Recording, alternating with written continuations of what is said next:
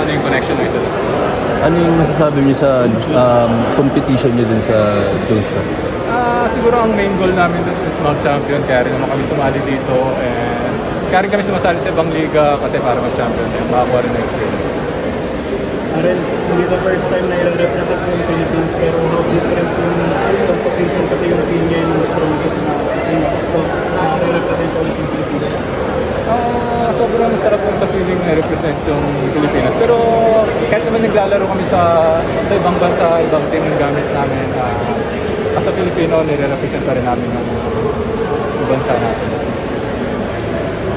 And then after nitong Jones Cup, what's next for you since what's next is siguro tinitignan ko pa yung market sa may mga tinitignan pa ako, may mga wini-win pa kami mga nag-aantay lang din kami mga offer. May mga nag-offer ka? Meron naman. Most likely overseas pa rin. Okay. Si Dave yun. ano yung pala makakatulong dito sa SK? Like after nito sa futures team?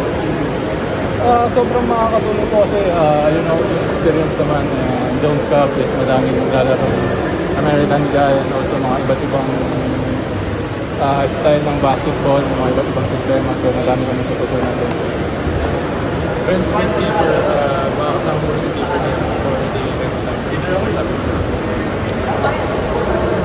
Ako nakasama. Hindi, joke lang. Hindi, ako super thankful ako kasi laging andyan si Mano. So, since yung World Cup siya nag-guide sa amin.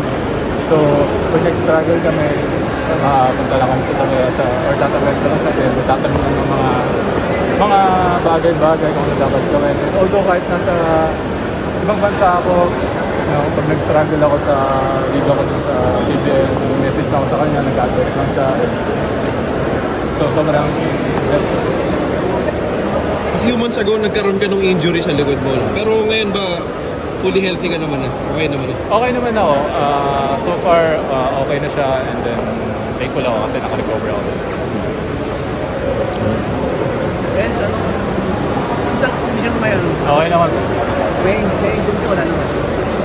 May ano lang, time lang yung muscle ball kumasal. Anong pinag-ahandaan mo after Jones Cup? Ayun nga, sinabi ko na rin kanina na ayun, tinitest lang namin yung market pa, naantay lang yung mga, may naantay lang.